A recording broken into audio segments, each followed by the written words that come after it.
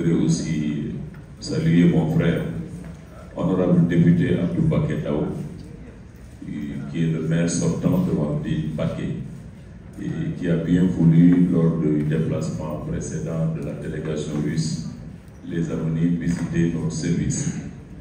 Abdou Baké a rendu d'honorables services à tout le Sénégal à travers ses actions citoyennes de matériel médical.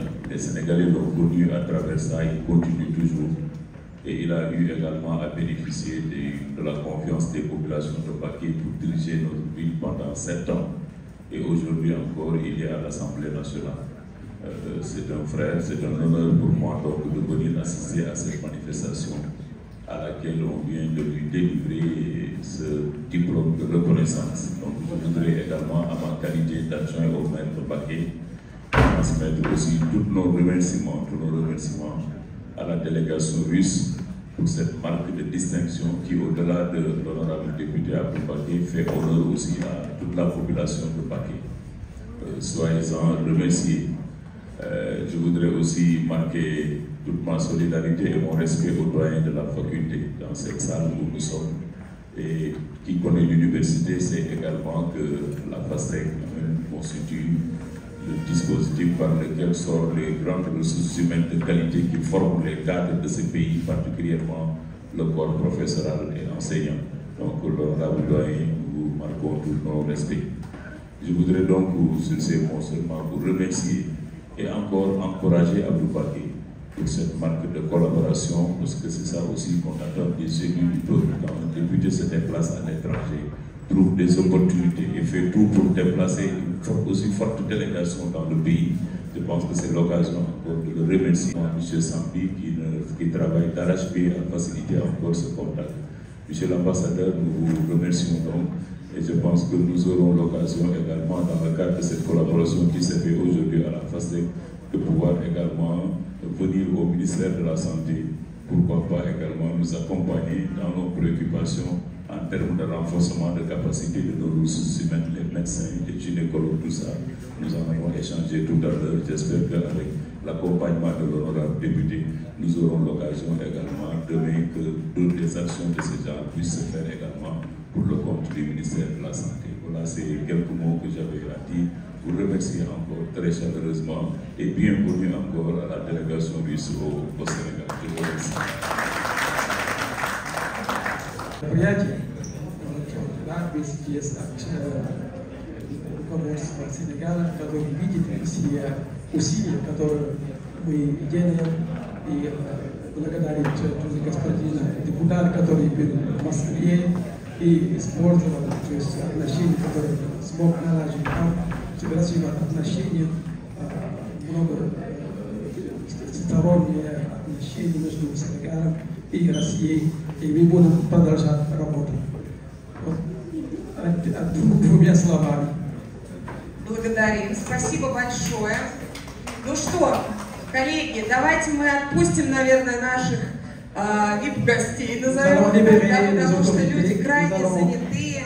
И продолжим нашу образовательную часть. Если есть желание остаться, будем рады. Если нет такой возможности, то мы искренне благодарим вас за это время, за помощь. Да, и надеемся прилететь к вам еще не один раз с новыми интересными проектами. Поэтому мы не говорим вам прощай, мы говорим вам до свидания и ждем вас и завтра, и послезавтра, если будет минутка, то с удовольствием с вами встретимся. Все, спасибо еще раз большое.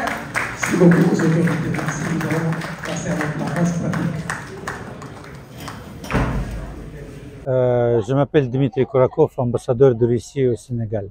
Ok. Pourquoi vous avez tenu cette rencontre exclusivement liée à la langue russe?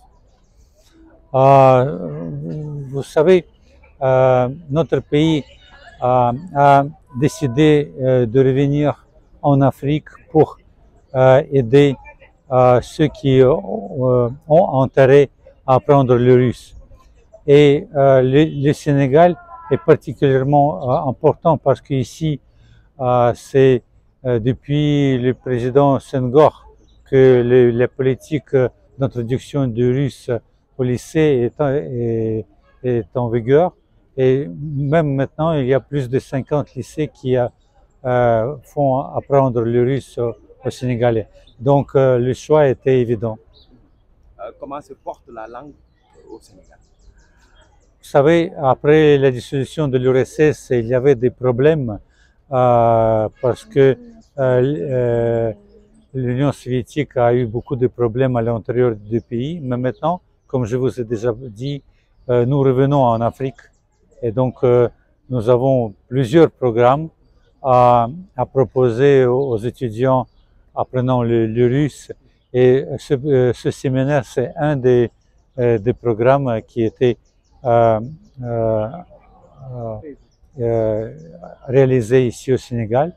Et notre programme, nous avons envoyé une vingtaine de profs de russe en Russie pour les stages. Il y a d'autres programmes, donc c'est toute une panoplie de différents programmes pour former les formateurs.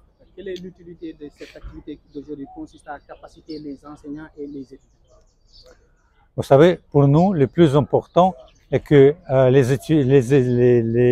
les enseignants ont les méthodes nouvelles de faire apprendre le russe, les nouveaux manuels, les textes didactiques, etc., pour les aider dans leur travail qui n'est pas très facile. J'ai vu les conditions dans lesquelles les profs de la langue russe font leur travail ici au Sénégal. Donc, on est ici pour les aider. Si vous devez faire une... À mon avis, l'intérêt est toujours grandissant pour la langue russe. Et c'est pourquoi il y a de plus en plus d'Africains qui veulent partir faire leurs études en Russie. Et nous, chaque année, nous augmentons le nombre de bourses. Par exemple, pour l'année prochaine, ce sera une centaine de bourses pour les Sénégalais seulement. Et dans les continents, ça va être à peu près jusqu'à 4000 de bourses que nous offrons aux Africains. Merci beaucoup. Merci à vous.